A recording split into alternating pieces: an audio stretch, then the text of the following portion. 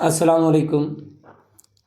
کوئی لوگ دین میں خود بخود نئی باتیں ایجاد کرتے رہتے ہیں اپنے سے،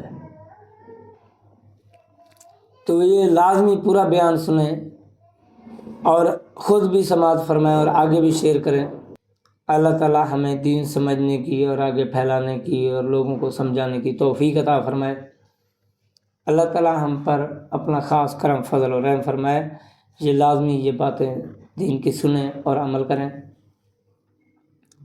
اللہ تعالیٰ نے فرمایا پس حق کے بعد کیا ہے بجز گمراہی کے، جو حق ہے وہ آ چکا ہے، اس کے علاوہ سب گمراہی ہے۔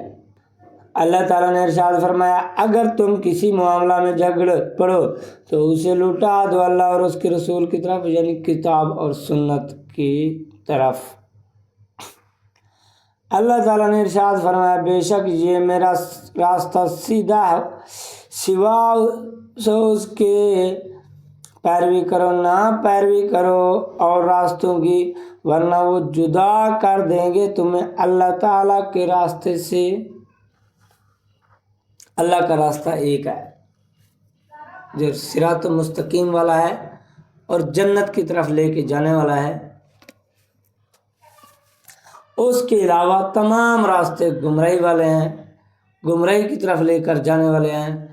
سیدھا راستہ صرف قرآن اور حدیث ہے، اس کے علاوہ کچھ نہیں ہے۔ ایک اور اللہ تعالیٰ کا فرمان ہے اگر تم محبت کرتے ہو اللہ سے تو میری پیروی کرو اور اللہ تعالیٰ تم سے محبت کرے گا اور تمہارے گناہ معاف فرما دے گا۔ اللہ تعالیٰ کا فرمان ہے۔ حضرت عائشہ صدیقہ رضی اللہ تعالی عنہا سے مروی ہے، فرماتے ہیں کہ حضور صلی اللہ علیہ وآلہ وسلم نے فرمایا جس نے ہمارے اس معاملہ دین میں نئی باتیں ایجاد کی تو وہ مردہ ہے، وہ باتیں جس پر ہمارا کوئی فرمان نہیں ہے تو وہ مردود ہے۔ ایک احادیث بیان کروں گا۔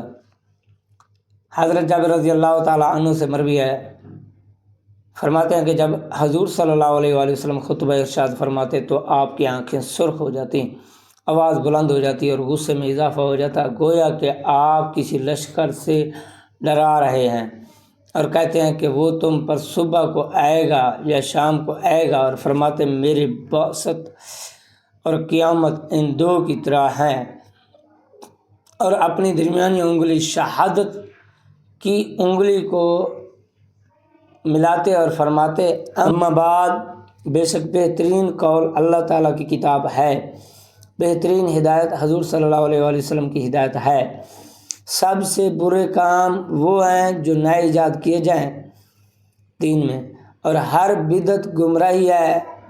پھر فرماتے میں مومن پر اس کی جان سے بھی زیادہ حق رکھتا ہوں، جو شخص مال ترکہ کے طور پر چھوڑے تو وہ اس کے وارثوں کے لیے ہے، اور جو قرض اور اہل عیال چھوڑ کر مرے تو ان کے ذمہ داری مجھ پر ہے۔ سبحان اللہ، سبحان اللہ۔ حضور صلی اللہ علیہ وآلہ وسلم نے فرمایا کہ جو بندہ کچھ مال چھوڑ کے جائے ان کے رشتہ داروں کے لیے ہے، اور جو قرض اور اہل و عیال چھوڑ کے جائے میں ان کی کفالت کروں گا، وہ میرے ذمہ ہے۔ اللہ تعالیٰ ہمیں دین سمجھنے کی توفیق عطا فرمائے۔ اللہ تعالیٰ ہم پر اپنا خاص کرم فضل و رحم فرمائے اور تمام مسلمانوں کی پریشانیاں دکھ تکلیفیں دور فرمائے، مظلوم مسلمانوں کی اپنے خاص کرم و فضل سے ان کو ظلم سے رہائی عطا فرمائے۔ صلی اللہ علیہ وسلم، سیدنا محمد صلی اللہ علیہ وسلم۔